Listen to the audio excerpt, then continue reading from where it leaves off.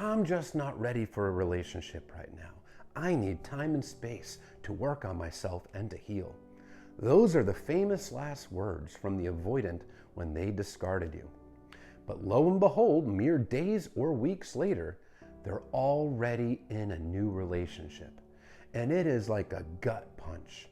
It's like they are reaching into your chest, ripping out your heart, and knocking the wind out of you at the same time.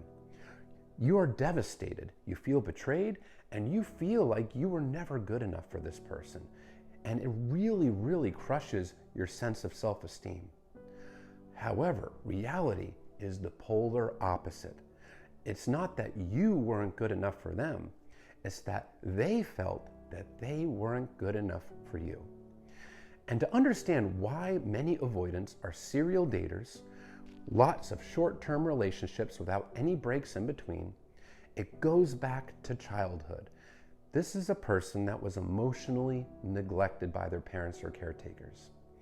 And because of this emotional neglect, they grew up to believe that they are unlovable because they never received it from their parents. And they also learned to associate emotional closeness, emotional intimacy with abandonment, because the people that they relied on to take care of their emotional needs rejected them, abandoned them, weren't there for them.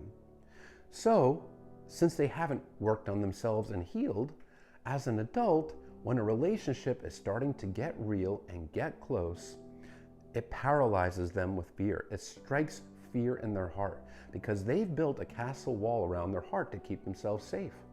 And when someone's starting to get through on the inside, the avoidant fears that this person is going to see the real them and figure out that they are, in fact, too good for the avoidant, and they're going to reject and abandon them. The fear is that anybody that gets through is going to reject and abandon them. So the avoidant, as a maladaptive way to keep themselves safe, pushes partners away when emotional intimacy is growing. And it can be something that signifies that the relationship is real, that it's no longer just a fantasy. That is what can often be the catalyst for the avoidant to shut down and deactivate. And these kind of events can be ring shopping. It could be putting a title on the relationship. It could be meeting family and friends. It could be marriage. It could even be a positive pregnancy test. When these events happen, it signifies to the avoidant that this is a real relationship and that real closeness and emotional intimacy is building and is essentially required to maintain a relationship like this. That is scary. The realness of the relationship puts them almost in a panic, so they deactivate. Deactivation is when they take their emotions, they bury them, they suppress them. They don't allow themselves to access their feelings for their partner. And they run away, pull away, distance themselves, and create emotional distance. And the most common thing is that they leave the relationship as a way to protect themselves.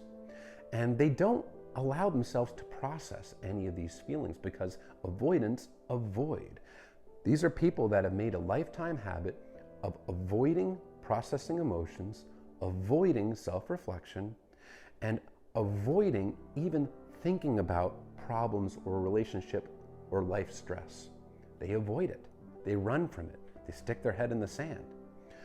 So now that the breakup is done and they've created that emotional distance, they don't want to process these emotions from the breakup. They don't want to process the fact or reflect on the fact that they hurt you. So they find ways to distract themselves so they don't have to face these emotions, so they don't have to face the fact that they caused you enormous pain. And a rebound relationship is the perfect way to do it because the rebound relationship distracts them. They're getting tons of attention, they're getting tons of validation, they're getting that dopamine rush from the infatuation stage, and it helps them avoid from facing the things that they don't want to face. Now, also understand that severe avoidants are severely insecure people. They have a low self-esteem and a lack of self-worth. They don't know how to internally validate themselves. They rely on external validation. They need to feel wanted. They need that attention to feel better about themselves. So that validation, the attention, the infatuation early on in a relationship will give them a dopamine rush, have that oxytocin flowing, the feel-good hormones that make you feel good early in a relationship, and that will temporarily make the avoidant feel better about themselves. It'll temporarily numb the painful emotions that they don't want to face. So a rebound relationship is the perfect way for an avoidant to avoid. It helps them avoid all the things that they don't want to face, and it temporarily will make them feel better about themselves because they're avoiding the things that they don't want to face. Early stages of a relationship are where the avoidant feels safe because there's the infatuation, the validation, the attention, some other perks, but they don't have to be emotionally vulnerable when they don't really know somebody yet. They don't have to truly open up early in dating. They get all the surface level validation and attention without having to get deep. But once the relationship starts to get deeper and emotional intimacy is building, that's when fear is essentially ignited. That's when they have paralyzing fear and they shut down and deactivate. So a lot of severe avoidants, not all, but many, are serial daters. One short-term relationship after another without hardly any break in between. This is also known as monkey branching. A monkey will swing through the trees, not letting go of the previous limb until they have a new limb in hand. It's a metaphor for serial dating, swinging from one relationship to another without any break in between. Not all avoidants are serial daters, but most serial daters are avoidants, and it's because it's a perfect way to distract themselves, it's a perfect way to avoid emotions, and it is a perfect way to get that surface level validation that they so desperately crave. So if your avoidant ex quickly hopped into a new relationship, no, it's not a reflection of you. It does not mean that you weren't good enough. Quite the opposite. This is a person that fears that they weren't good enough for you, and the emotional intimacy that was building scared them because in their mind that means you're going to abandon them.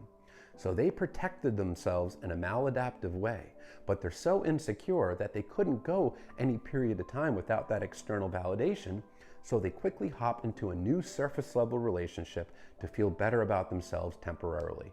Don't blame yourself. You didn't cause their unhealed attachment wounds.